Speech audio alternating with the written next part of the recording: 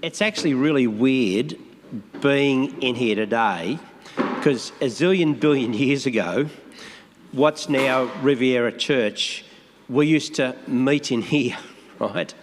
And in fact, in this very building, my brother Jeff and I got into a boxing ring that was set up in here, and wearing nothing but boxing gloves and a pair of shorts, we went toe-to-toe for 3 rounds in this building, right? And it was part of a drama, and it was meant to be, Jeff was meant to represent Jesus, and I was Satan. Like, I know you're thinking I was typecast unfairly, I get that, right? But I was actually told that if I took on the role of Jesus, no one would believe the drama, so I sort of got stuck with the Satan role, right? Now, I don't know about you at school, but have you ever been in a situation in your life when you and your friends got the giggles when you're meant to be quiet? When it's a serious situation, Jeanette's getting a little giggle on her face already. And so you're in this situation where you sort of, something seems funny, but everyone around you is serious and you're not meant to be laughing. And you're sort of just sharing it with your friends, and it's this little giggle that's going before it, and you're smiling and you're trying to keep your mouth shut. And then the worst thing happens. You really lock eyes with your friend and they look at you and you can't keep it anymore, and just it bursts out, right? And it's one of those moments where laughter is a really contagious thing that you're sharing with each other. But 100 years ago, actually more than that, probably 3,000 years ago, Solomon wrote these words, and he said, there's a time to cry and a time to laugh, a time to grieve and a time to dance. Now, Solomon was meant to be one of the wisest men that ever lived. But surely a smart man could come up with something better than that. Like, it's fairly obvious that there's a time to cry and a time to laugh. There's a time when you're not meant to be laughing and you get the giggles up, right? There's like, if we go to a funeral, it's a time to cry. If we're at a wedding, it's a time to dance. If we are sad, like there are these times we grieve, that we laugh at things that are funny. And Solomon is telling us something that seems obvious. It just seems so obvious. Anyone would know that. Anyone would understand there's these different times. But I actually believe that our culture, the world we live in, our communities actually get very confused over these 18 words. Now, I want to deal with the last 9 words first. I want to just talk about it briefly, get it aside, put it out of the road, and then deal with a time to cry and a time to laugh. So the first thing I'm going to deal with is a time to grieve and a time to dance. Now, for many this year, it's been a year of loss. There are people that are coming near the end of this year and are grieving over things that didn't happen, opportunities that you've missed, things that you couldn't do with families, moments that you couldn't share with other people. For some of you, you're grieving a loss of someone that's died, a loved one that's no longer here. And this is going to be the first Christmas that you're celebrating without them around. And you're feeling torn between this time to dance, to celebrate, and still feeling the grief, the loss that you've been carrying through the year. And some of you are actually not looking forward to Christmas.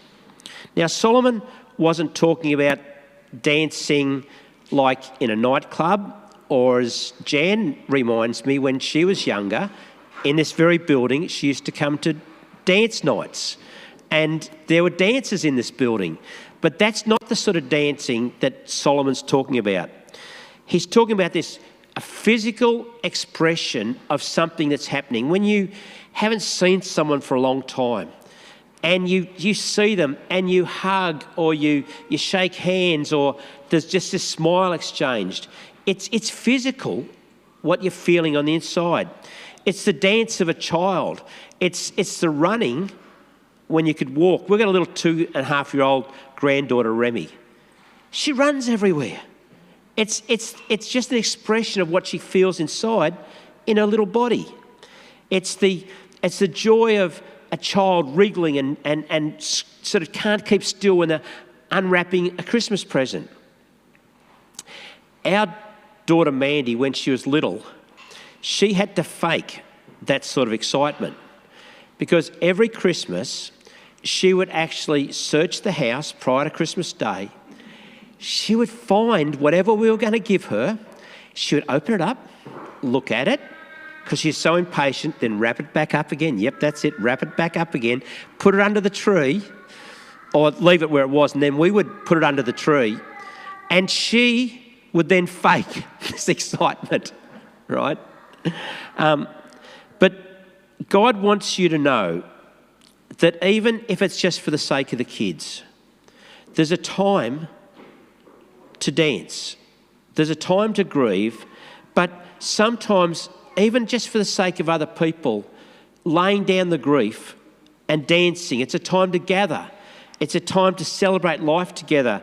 It's don't let your grief and don't let your loss, don't let COVID rob us of gathering together, of being able to be together, of dancing. The joy of seeing people this morning was just so good to see some people we haven't seen your face for a long time. Andy, you've improved in your looks.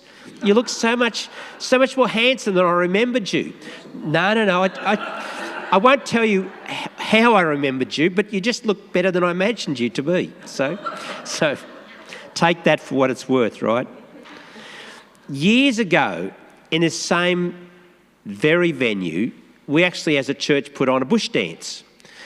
We also put on a bush dance in another similar building called the Wyong Hall.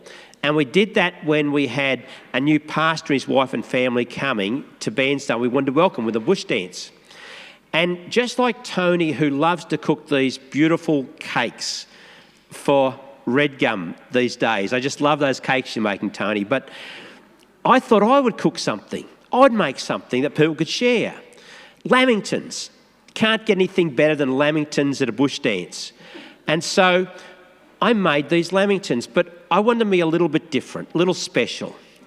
I made them out of foam rubber. Yellow foam rubber, right? And I cut them in little squares, right, like lamingtons should look, and I dunked them in icing, chocolate icing, and put all the coconut on them, put them on the plate. They looked and felt the weight of a lamington. They were just brilliant. And I can remember this old bloke in the church grabbing one and going and sitting on this bench sort of seat on the outside of the building, and he's just chewing, he's trying to chew in it, and he's just going like this. And then I watched him, and I overheard what he said. He says, my false teeth aren't working. My false teeth aren't working. And he grabbed it and he chucked it under the seat, just very gently, just dropped it on the floor, right? That night, I did that for laughter, and we laughed that night. But 10 years later, when Barry and Margaret Clark left Bairnsdale, we cried because they were such beautiful people, and the loss of them we really felt. And there's a time to cry and there's a time to laugh. Now, in our gatherings as a family, if you were to pick one word to describe what happens when the Raymonds get together, laughter. Loud. Well, yeah, loud laughter. You've got to be loud to outbeat everyone else in the room. And so laughter is like, it's just when we get together, it's laughter. But there's also crying. And I remember one Christmas, we're out at Jeff and Kath's and everyone was laughing. We're having this fantastic time. And Dad gave me this sort of a handwritten document, pages and pages and pages on the history of my ancestors, the stories of all those people that had gone before me. And I just was so overwhelmed with this. I loved it, and I started opening it up. And I read something about on my grandmother's side where this letter was written, and it was written on the Western Front in World War I, and this young soldier's writing to his mum and dad and saying, "Mum and Dad, I want to honour you for being the mum and dad that you've been to me, he said, because I'm about to go into a battle that I could die in. He did. He died that day. But he wrote this appreciation. And I'm reading this and everyone else is laughing. And I'm crying away on the couch because it really got me. And there is a time to cry and there's a time to laugh. And like growing up, I decided there are two things about my dad that I knew for certain. He had no taste buds and he had no sense of humour. And like, I remember one night we're sitting there and Mum wasn't really a great cook. She did her best, but she wasn't a great cook. And she burnt the custard. And it was really obviously burnt. In those days, fire stove, you cook custard milk and cook custard. And I could hardly eat it. And Dad's going, oh, Beth, I love this caramel flavour that you've added to the oh, this is really... I'm thinking, Dad, you have no taste buds. But I realised later, he so loved Mum, it was his way of appreciating. He wouldn't find fault. I was finding fault, but Dad wasn't. But I just knew that Dad had no sense of humour. But I would love you to go online and type in Red Gum Church on YouTube and find some preaching that Dad, it's from a DVD that we played about November of last year. Just go on YouTube Church and even put the word David in, David Raymond. And it's Dad and he's preaching to over 500 people in a Church of Christ in Berwick, my brother's church down there. He's so funny. He's got so much to say. He's completely paralysed from a stroke on one side and it's impossible for him to preach. He has no voice and he stands up and he shares some of the stories of life, what God has done in his life. If you haven't seen it, I'd really recommend you go and have a look. If you've seen it, watch it again. But watch it through the eyes of someone that I believed had no sense of humour. And I want you to watch what he is like, because at Dad's funeral, we cried. But we gave out these DVDs of Dad's preaching to every single person. And I know that everyone that's ever watched this has laughed, but been impacted and encouraged by Dad's life. I know that our culture is confused over laughing when they should be crying and crying over when they should be laughing, and I'll explain it to you. If you think of stand-up comedians when they're doing a live gig, their job is to get people to laugh. Now, the language that they will use, if you heard, say, a Year 7 student using that to their teacher, you would think that's not right. You would think the school shouldn't tolerate that. I don't know a parent that gets their 3-year-old in front of them and says, now listen, this is how you say the F word. I'm going to spell it for you and I want you to use it wherever you go because you'll get laughs from it. But that's the culture of our comedians. Now, the fact that they use that language is probably really not that big a deal compared to the subject matter, what they will get people laughing at. It can be crude. It can put people down. The laugh comes from putting down another human being and making them look stupid so we can all have a laugh. And I don't think that Jesus would actually get confused about how to respond in those moments. That sort of humour cheapens sex. It takes something precious as God's given and just makes it very common. And it does not help objectifying any human being, whether it's a woman or a man. And I just think that Jesus would not get confused in how to respond. But I think sometimes our culture does. In fact, I was just watching something on the TV the other night, last week, and I've never seen this. It was an ad. And it was something to do with respecting women. And on this ad, people who are probably not Jesus followers made this ad, and this is what they said. Don't laugh at jokes that disrespect women. That's a pushback from our own culture against our own culture. And if people far from God can see that, how about us as God's kids? Let us not get confused. Like, let's not laugh at what someone puts someone else down. Like, let's not laugh at stuff that's crude or share it with anyone. Let's not get confused, because I know years ago there was a little wristband and it had WWJD, what would Jesus do? And I just don't think he would be confused in how to respond. The joy of laughter, it comes from God's heart. It's God's heart, this joy of laughter. And I want you to like me. I really do. I want you to think good things of me, because we're created as relational beings. We're not meant to feel and experience rejection. That's not the way God wired us. And we have this capacity to make choices. Now, you might be single by choice, but it's probably someone else's choice, right? I'm not looking at you, Mitch. I'm just not. Hey, Mitch, I've got a phone number of someone you need to have a chat with. Yeah.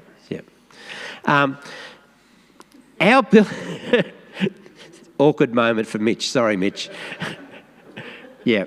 Our ability to laugh, our sense of humour, it comes from God.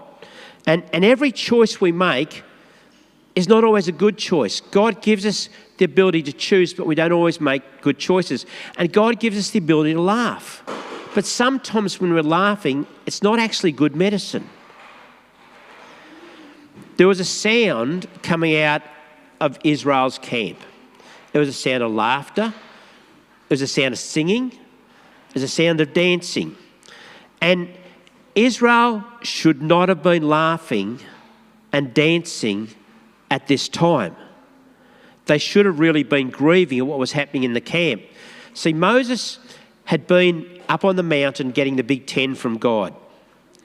And as they're coming back, Moses and Joshua, they hear this sound coming out from Israel's camp. And what had happened was the people had got tired of waiting for Moses to come back.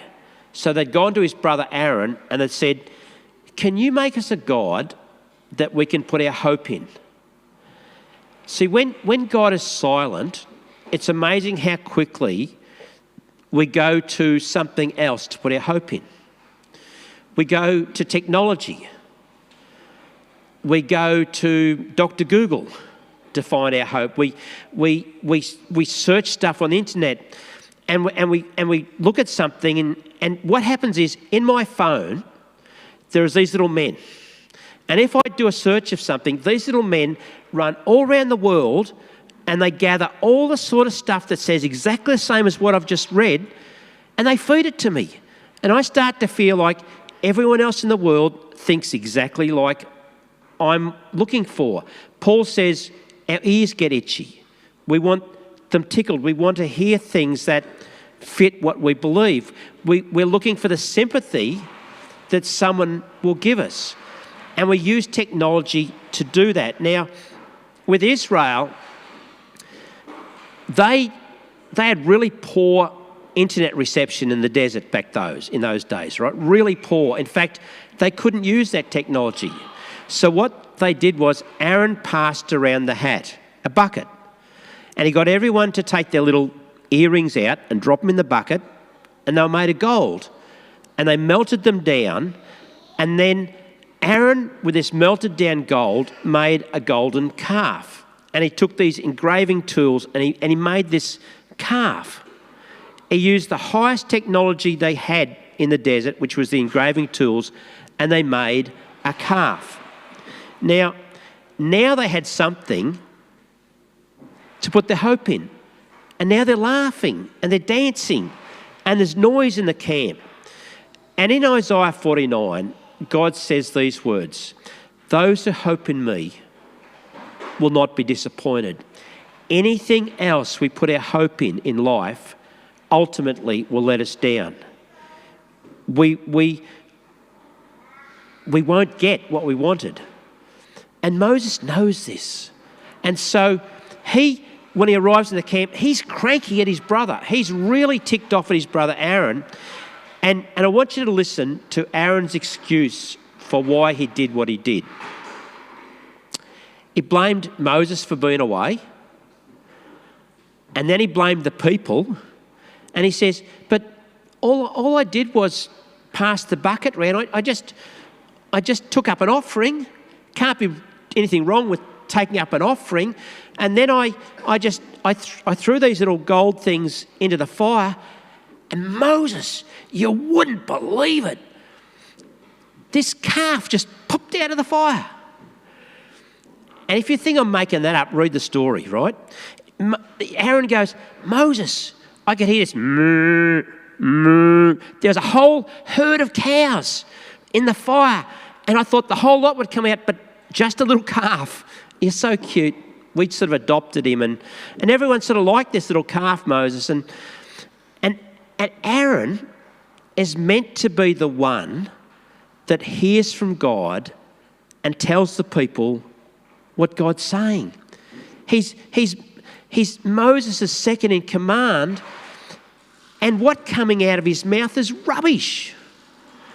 It's amazing when we don't listen to God what we will believe of what's going on in our head.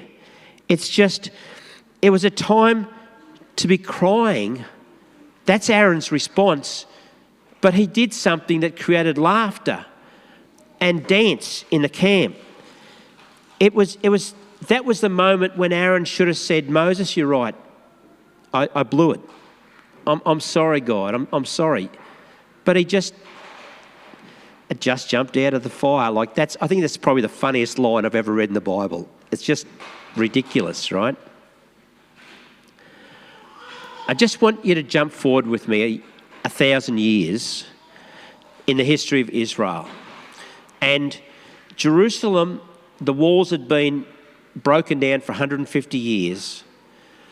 And then in 52 days, Nehemiah, with God's favour upon him, has rebuilt the walls.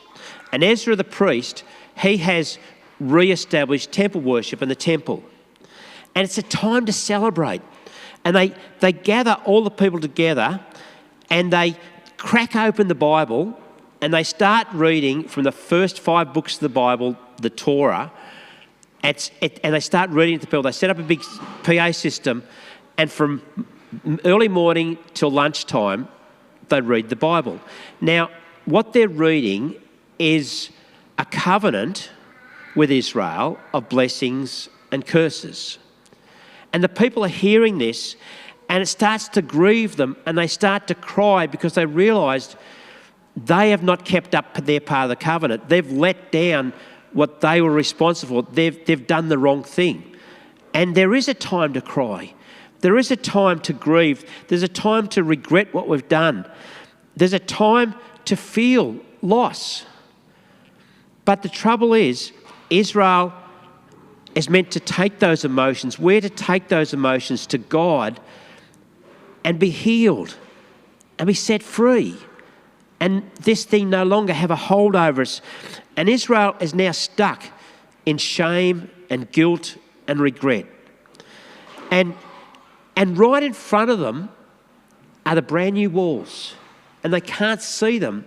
They can't see God's favour upon them because they're so focused and looking back at the past, at what's happened in 2001, 2021, whatever year it is, they're looking back. Right there in front of them is the evidence of God's favour. And Nehemiah and Ezra and the whole leadership team said to them, no, you got it wrong. This is a time to dance. It's a time to celebrate. It's a time to laugh. And this is what they told them. They said, go find some really calorie-loaded food and some drink with lots of sugar. That's what it says.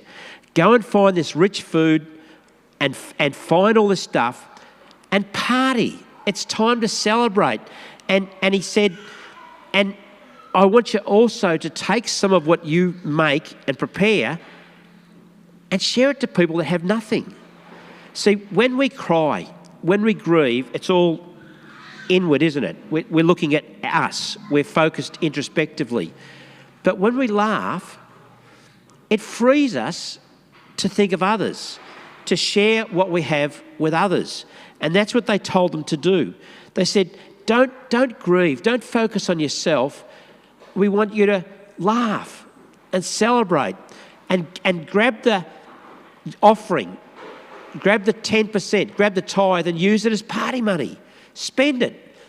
Imagine every Sunday we took up an offering and then we go and down to Macca's afterwards or KFC. Come on, everyone, we're just going to have a feed, you know. That's literally what they did.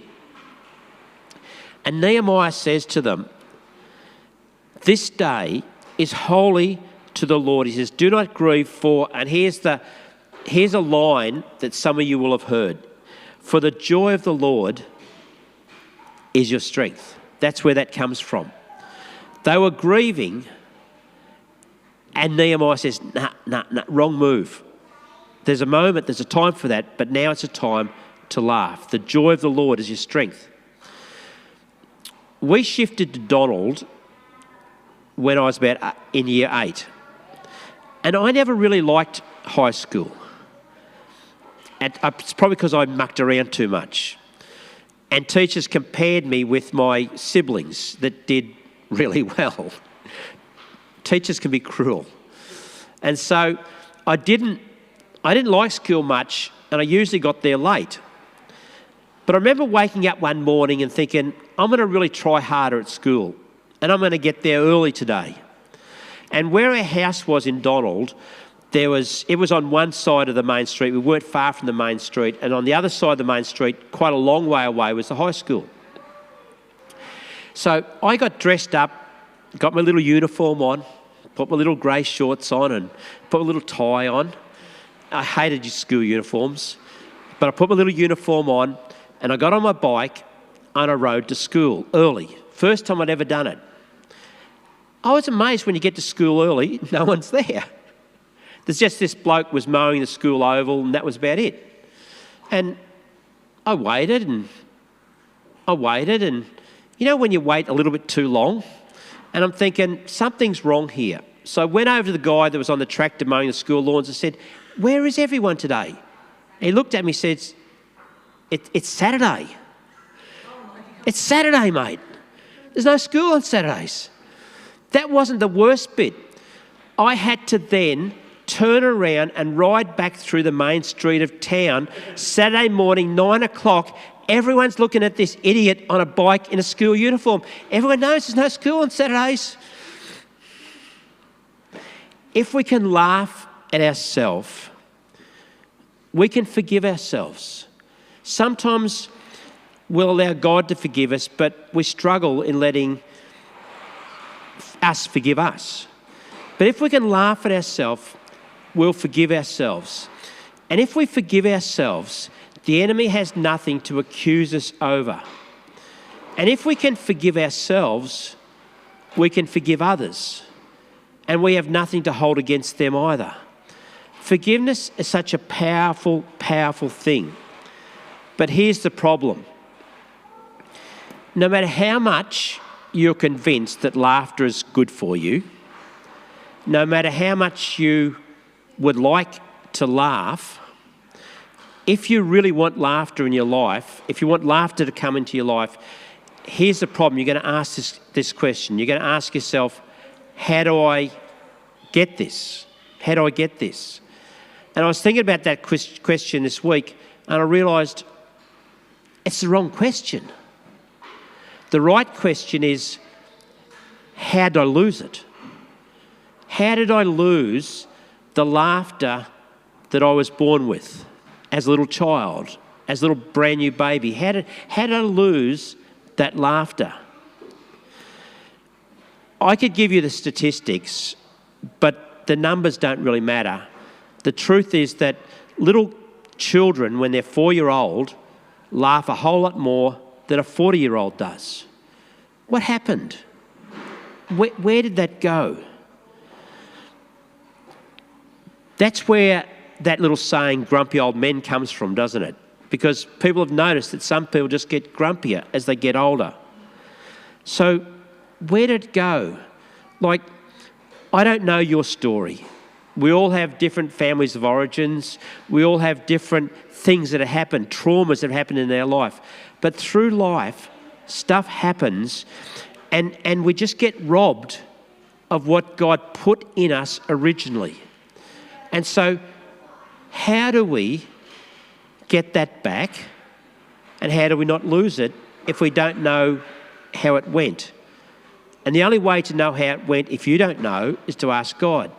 And even if you know what's happened to you and why it's gone, ask him to heal you. Ask him to set you free, because that's what God does. And I talked about my dad earlier. My dad, honestly, when I was 16, had no sense of humour, especially with everything I did. He saw nothing funny in what I did. But when Dad finished life, he would laugh so loud in family gatherings that he would start coughing and couldn't even breathe. The tears would roll down his face, and he finished life completely different to how he started. How is that possible? How did the laughter come?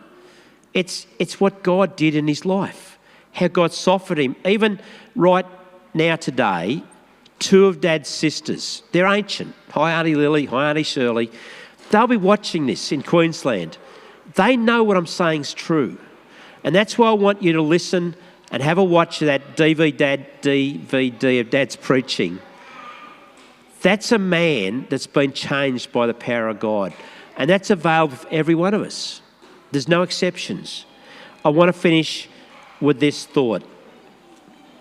In Proverbs 31, there's a woman who is described in Proverbs 31 as a woman who trusts God. And there's a verse in Proverbs 31, verse 25, it says this: "Strength and dignity are her clothing, and she laughs at the time to come." Most of us have stories from the past we can laugh at. Some of us can even laugh while things are happening around us. But fewer are able to laugh at an uncertain future of things that we don't know. And the only way you can do that is to have the joy of the Lord. The laughter has got to come from God. It's got to be a God perspective, a way of trusting God into the future.